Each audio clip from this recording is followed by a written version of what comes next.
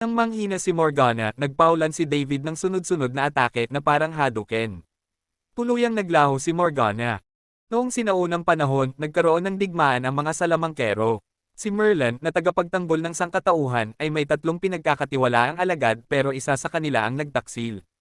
Nasaksihan ng dalawa ang kalupitan ng isang masamang mangkukulam na siyang pinakamalaking kaaway ni Merlin. Sinubukan ni Merlin na pigilan ang babae gamit ang mahika pero agad din itong nakawala. Naglaban ang dalawang salamangkero gamit ang espada at muling napigilan ni Merlin si Morgana. Pero dumating ang isa pa niyang alagad si Horveth, pinakawalan ito. Sinamantala ni Morgana ang pagkakataon at pinabagsak si Merlin. Nahanap nila ang pinakamakapangyarihang sumpa, isang mahikang kayang magpatawag ng hukbo ng mga patay. Agad na dumating si Balthazar pero agad ding natalo. Nang muntik na siyang patayin, kumilos si Veronica at hinigop ang katawan ni Morgana. Hinigop niya ang mangkukulam sa loob ng katawan pero balak nitong patayin si Veronica mula sa loob. Para iligtas siya, ikinulong ni Balthazar ang dalawa sa loob ng Grimhold. Maraming salamangkero ang nagtangkang pakawalan ang masamang mangkukulam pero isa-isa silang nakulong. Sa huli, pati si Horveth ay nakulong din. Bago mamatay, ibinigay ni Merlin ang Dragon Ring at sinabing ito ang gagabay sa susunod na tagapagmana. Tanging si Merlin lamang ang makakapatay sa masamang mangkukulam. Kaya sa loob ng maraming siglo, naglakbay si Balthazar sa iba't ibang lugar para hanapin ang batang magiging kahalili pero palaging nabigo. Hindi siya sumuko dahil alam niyang tanging pagkamatay ng mangkukulam ang magdudulot ng kapayapaan sa sangkatauhan. Ngayon, habang nag-aaral, may ilang bata na nagpapasa ng liham. Ang batang lalaki na si David ay gusto ng ligawan si Becky. Matapos sulatan ni Becky, iniwan niya ang liham. Habang tinitingnan ito ni David, hinangin at napunta sa loob ng isang bahay ang liham. Sinundan ito ni David at doon niya nakilala si Balthazar. Ipinaliwanag nito na hindi niya sinadya ang pagpasok, nagkataon lang. Naging interesado ang nakatatandang alagad at ibinigay niya kay David ang Dragon Ring. Sa kanyang pagkagulat, gumalaw ang dragon sa kamay ni David. Sa huli, nanatili ang dragon sa kamay ni David at tuluyang naging ganap na singsing. Labis ikinatuwa ni Balthazar, sa wakas, natagpuan na niya ang kahalili ni Merlin. Pinagbawalan niya si David na galawin ang kahit ano habang kumuha siya ng magic manual. Habang nagtataka si David sa singsing, napansin niyang gumagalaw ang pader sa bawat kumpas ng kanyang kamay. Nang igalaw niya ito ng malakas, nasira ang pader at lumabas ang isang bahagi ng Grimhold, si Horveth. Natakot si David at agad itong ibinagsak. Nabuksan ang panlabas na bahagi ng Grimhold at lumabas ang maraming maliliit na ipis na nagtipon-tipon at naging hugis tao na si Horveth. Nagpasalamat ito pero balak na rin saktan si David. Ngunit dumating si Balthazar na may hawak na magic manual at napigilan si Horveth. Habang sinusubukang kunin ang Grimhold, umatake ang taksil at nagsimula ang dalawa na si Balthazar sa malapitang labanan. Nakuha ni David ang Grimhold at nagtangkang tumakas pero natuklasan siya ni Horveth. Sa kabutihang palad, nahawakan si Horveth sa likod at nadakip ni Balthazar. Pinilit ni Horveth na hawakan si David at binuksan ni Balthazar ang isang bote para makatakas si David. Habang hinahawakan nila si Horveth, hinigop sila pareho sa loob ng vase at nakulong. Nakalabas si David at agad itinapon ang Grimhold. Natagpuan siya ng guro pero nang ipaliwanag niya ang nangyari, hindi naniwala ang guro. Pagbukas ng pinto, lahat ay normal. Labis na namangha si David. 10 taon ang lumipas at habang nag-aaral na siya, nakita niya muli si Becky, ang kaklase niya noong elementarya. Nagpasya siyang hindi na palampasin ang pagkakataon. Dahil sa proyekto sa paaralan tungkol sa Tesla coil, ginawa niya ang eksperimento sa isang abandonadong gusali. Samantala, isang mag-asawa ang bumili ng anti-gong vase na ginamit noon sa pagkakakulong kina Balthazar at Horveth. Biglang gumalaw ang Grimhold at lumabas mula rito ang itim na usok na unti-unting naging si Horveth. Magalang niyang tinanong ang mag-asawa kung siya ang unang lumabas at sagot ng mag-asawa ay oo. Binitbit niya ang vase at nagtungo sa bintana. Agad niyang itinapon ang Grimhold pero muli itong nagbuga ng usok, ang nakatatandang alagad pala iyon. Bago pa ito tuluyang bumagsak, nakakapit siya sa bintana. Samantala, hinanap na ni Horveth si David at pinipilit siyang ibigay ang Dragon Ring. Sinabi ni David na matagal na niya itong itinapon at hindi na maalala kung saan. Pero hindi siya pinaniwalaan ni Horveth kaya agad tumakbo si David. At biglang binigyang buhay ni Horveth ang wolf mula sa isang magazine at pinahabol ito kay David. Tumakbo si David sa subway at ginamit ang turnstile para mapigilan ang mga lobo. Pero pumasok pa rin si Horveth kasama ang grupo ng lobo at hinanap siya. Nang makita si David, muli siyang tumakbo pero hindi niya kayang takbuhan ang mga lobo. Tumalo ng mga ito pero isang maliit na aso ang tumama sa kanya. Nagulat si Horvath at nang tumalikod siya, nabangga siya papunta sa riles ng tren ng isang bakal na agila. Nasa itaas nito si Balthazar at nang subukang lumaban ni Horvath pinabagal siya ng mahika. Dumating ang tren at kinontrol ni Balthazar ang mga dyaryo para hindi makita ng driver ang nangyayari. Umakyat agad si David sa bakal na agila at ibinalik ni Balthazar ang aso sa larawan. Sa huling sandali nakalipad ang agila at nakaiwas sa banggaan habang nakatakas din si Horvath. Dinala sila ng agila sa gusali at ipinaliwanag ni Balthazar na ang Grimhold ay kulungan ng masasamang mangkukulam. Gusto itong palayain ni Horvath para sirain ang mundo kaya kailangan nila itong pigilan. Gusto lang ni David maging normal na tao. Dahil sa nangyari noon walang naniwala sa kanya at inakala pang may problema siya sa isip dahil sa paniniwala sa mahika. Kaya nais na niyang kalimutan ang lahat at mamuhay ng normal. Pero ipinakita ni Balthazar ang Dragon Ring at tinanong siya kung gusto na niyang kalimutan ang mahika bakit itinago pa niya ito. Ipinaalala rin niya na hindi siya titigilan ni Horvath dahil nakita nitong kinuha niya ang Grimhold. Ngunit nanatiling matigas si David. Nagkasundo sila tutulungan ni David hanapin ang Grimhold at pagkatapos ay wala na silang pakialaman sa isa't isa. Ginamit ni Balthazar ang mahika para matukoy ang lokasyon nito pero dahil kaya rin iyon ni Horvath kailangan nilang magmadali. Hindi na sila gumamit ng bakal na agila dahil masyadong halata kaya kinuha ni Balthazar ang kotse at pinaandar ito gamit ang mahika. Habang nasa biyahe tinuruan niya si David ng mga basic sa mahika at unang hakbang ang pagsuot ng singsing. Pangalawa, ang mga salamangkero ay gumagamit ng talino. Pangatlo, kailangan maunawaan ang likas na anyo na binubuo ng mga molecules kaya parang nagtatagpo ang mahika at agham. Samantala, bumalik si Horvath at inalam ang nangyari, nalaman niyang napulot ng isang matandang babae ang Grimhold. Dumating si Balthazar sa bahay at pinabantay si David sa labas habang siya'y nag-iimbestiga. Paglabas ng matanda, tinanong niya ito tungkol sa Grimhold pero kainahinala ang kilos nito kaya siya nagduda. Napag-alaman na may mali kaya agad umatake si Balthazar at pinatalsik ang matanda na siya si Horvath na nag-anyong lola. Hiningi niya ang Grimhold pero hindi niya napansin ang isa pang kalaban sa likod, isang bulag na mandirigma na pinalaya ni Horvath mula sa loob ng Grimhold. Inatake ni Sunloke si Balthazar gamit ang mga karayom. Gumanti siya at napalayo ang kalaban pero hindi ito sumuko at ginamit pa ang kapangyarihan ng gintong dragon. Unti-unting nagbago yung nagda-dragon dance at naging totoong dragon pati mga paa nila ay naging dragon legs. Si David na nagbabantay ay tumakbo. Para hindi madamay ang mga inosente, gumawa ng confetti si Balthazar para sa mga tao. Paglingon niya nawala si Horvath pero sandali lang muli rin niya itong nahuli. Hindi rin niya ito pinatay, kinuha lang ang Grimhold at umalis. Samantala, hinahabol na rin si David ng malaking dragon. Hinawakan ni David ang Dragon Ring para labanan si Sunloke pero walang nangyari. Dumating si Balthazar pero nahirapan siya dahil sa apoy ng dragon. Muling umatake si Sunloke gamit ang gintong dragon at sumugod ito kay David. Sinubukan ulit ni David at sa wakas ay gumana, nasunog ang kapangyarihan ng kalaban at pati ang dragon. Sinamantala ito ni Balthazar at tinamaan si Sunloke ng fireball dahilan para bumagsak ang dragon at madaganan ang kalaban. Nang maglaho ang apoy parang walang nangyari. Kinuha muli ni Balthazar ang Grimhold at bumalik sa sasakyan. Tinupad niya ang usapan at pinabalik kay David ang Dragon Ring.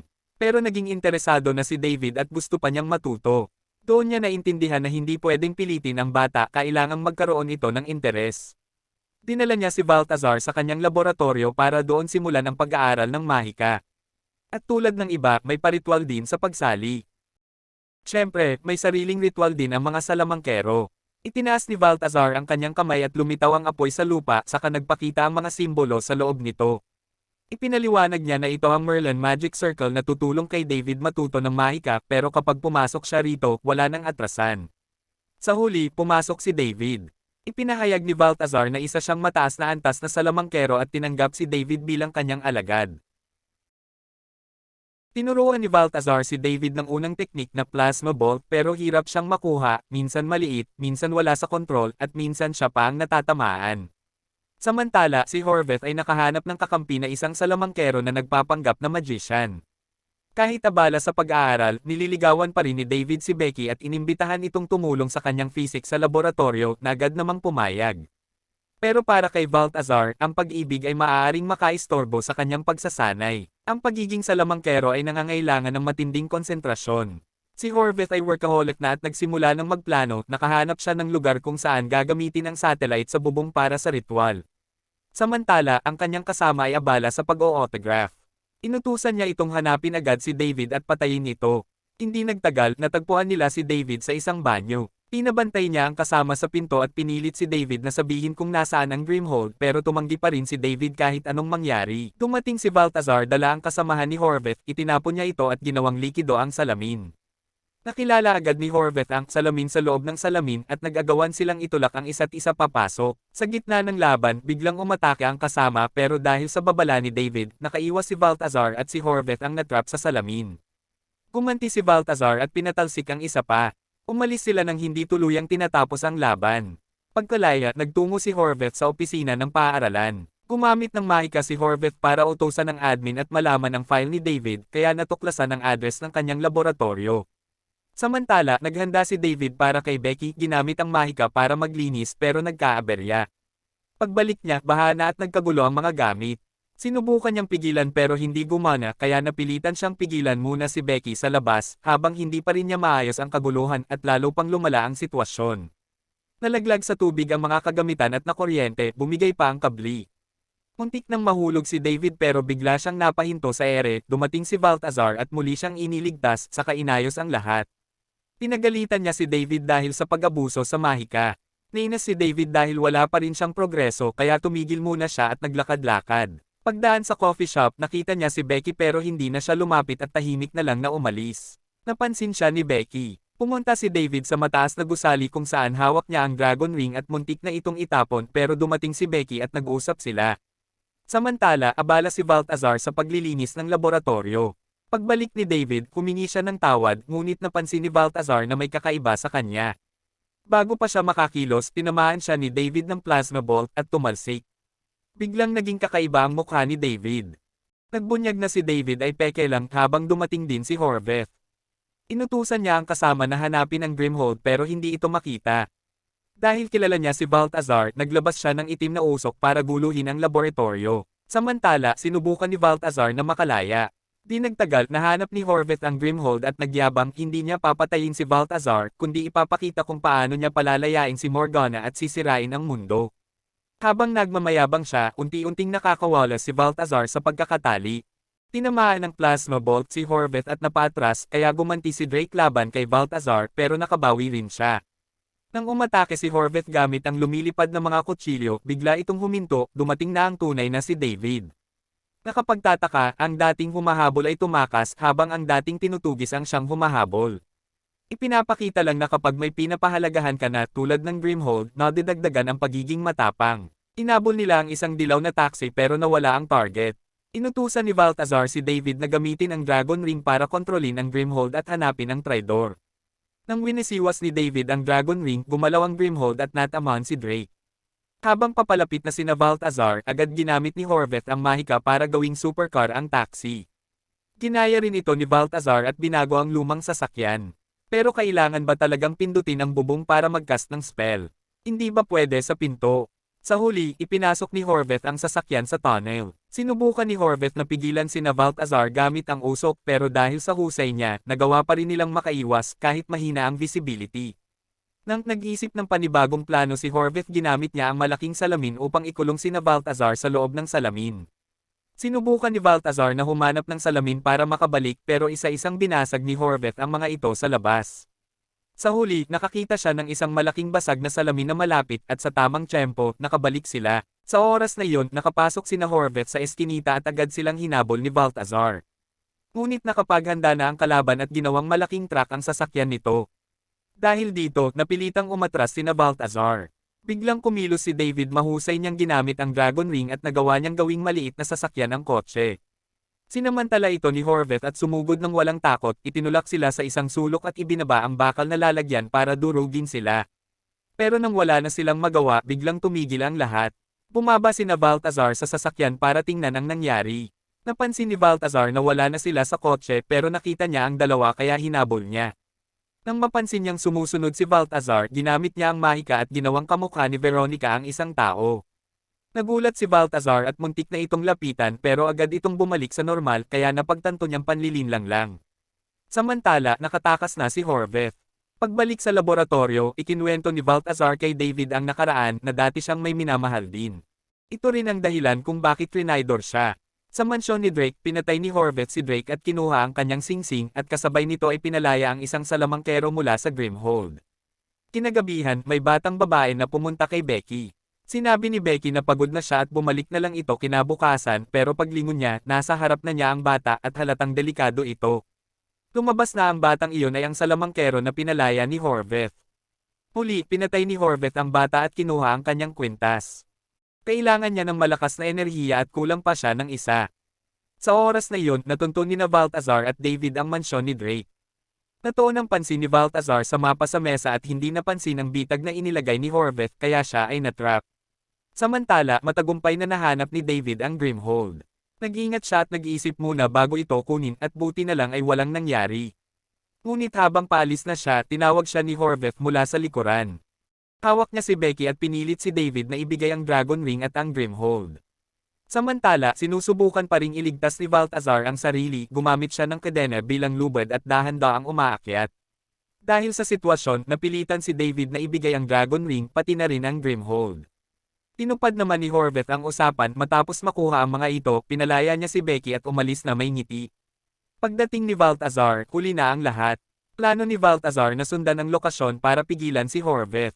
Sinabi ni David na hindi niya kayang labanan mag-isa si Horvath at ang masamang mangkukulam kaya sasama siya. Pero pinigilan siya ni Balthazar dahil wala na siyang Dragon Ring at hindi na makakagamit ng mahika, mas mabuting manatili siya sa taong mahalaga sa kanya.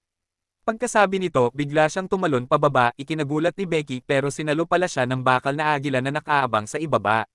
Samantala, ipinaliwanag ni David kay Becky ang lahat at nagpasya siyang gamitin ang agham para labanan si Horvath. Gusto sanang pigilan si Becky pero nagpumilit itong sumama. Ikinabit nila ang Tesla coil sa lumang kotse at umalis. Samantala, sinimulan na ni Horvath ang plano, binuksan ang Grimhold at lumabas ang itim na putik na naging anyo ni Veronica. Pero sinabi nitong siya si Morgana. Inutusan niya si Horvath na sirain ang Grimhold at kapag nabuo ang Magic Circle, makakapagpatawag sila ng hukbo ng mga patay. Agad siyang nagpakawala ng mga apoy at umakyat sa mataas na gusali para simulan ang ritual. Napansin ni David ang ginagawa ng masamang mangkukulam at naisip niyang ginagamit nito ang mga takip para palakasin ang enerhiya ng electromagnetic waves. Inutusan niya si Becky na umakyat sa gusali at galawin ang mga ito para maputol ang signal. Samantala, sisirain na sana ni Horvath ang Grimhold pero dumating si Balthazar at nabawi ito. Sinubukan niyang atakihin si Horvath pero nabigo dahil mas malakas na ito ngayon, hawak na nito ang kapangyarihan ng iba't ibang salamangkero. Sa isang galaw lang, napalipad niya si Balthazar. Binuhay ni Horvath ang isang tansong toro na agad sumugod kay Balthazar kaya napilitan na lang siyang umiwas. Lalong lumakas si Horvath habang pinagsasabay ang mga atake. Samantala, nabuo na ang Magic Circle at umangat ang itim na usok sa gitna. Kumalat ito sa iba't ibang lugar at pumasok sa mga rebulto at istruktura. Pagdating ni David, handa nang magpakawala ng mahika si Horvath kaya ginamit ni David ang Tesla coil para labanan ito. Tinamaan ni David ang wand ni Horvath gamit ang Tesla coil at sinundan ito ng atake ni Balthazar. Sumugod din ang toro pero nasagip sila ng bakal na agila. Samantala, nagtagumpay si Becky na galawin ang mga saucer kaya nawala ang Magic Circle at naglaho ang itim na usok. Dahil sa backlash ng mahika, bumagsak si Veronica. Tinulungan ni Balthazar si Veronica na gustong higupin si Morgana at ipasok ang sarili sa Grimhold. Ibinigay niya ito kay David para ikulong siya pero tumanggi si David at sa pagkakataong iyon, nakalabas na si Morgana ang masamang mangkukulam. Nagpakita ang masamang mangkukulam bilang si Morgana at agad umatake ng apoy pero napigilan ito ni David kahit wala siyang Dragon Ring. Laking gulat niya pero sinabi ni Balthazar na sariling lakas niya iyon kapangyarihan ng tunay na Merlin. Napansin din ito ng mangkukulam at muling umatake. Hindi na kinaya ng dalawa kaya si David ang sumabak. Una siyang pumalya pero sinubukan niyang muli at tumama, ngunit dahil sa husay ni Morgana, hindi pa rin ito tuluyang napigilan. Kahit gaano karaming atake ang gawin ni David gamit ang plasma bolt, wala itong epekto. Nagsimula ring umatake si Morgana kaya napilitan si David na gumamit ng Magic Shield. Samantala, gumapang palabas ang mga cable mula sa power room, tumawid at umakyat sa mga poste ng ilaw. Ngunit sa tindi ng atake ni Morgana, tuluyang nabasag ang Magic Shield ni David. Pagkatapos nagsimula siyang magsalita at sinabi ni David na dapat siyang maniwala sa agham. Sa isang utos binuksan ng kuryente, ang mga cable sa poste ay naglabas ng kuryente at direktang tumama kay Morgana. Sa pagkakataong ito, nagpakawala si David ng lightning. Nang manghina si Morgana, nagpaulan si David ng sunod-sunod na atake na parang Hadouken. Tuluyang naglaho si Morgana. Sa dulo nagwagi ang lahat si Balthazar at Veronica, si David at si Becky ay masayang nagtapos sa piling ng kanilang mga mahal sa buhay.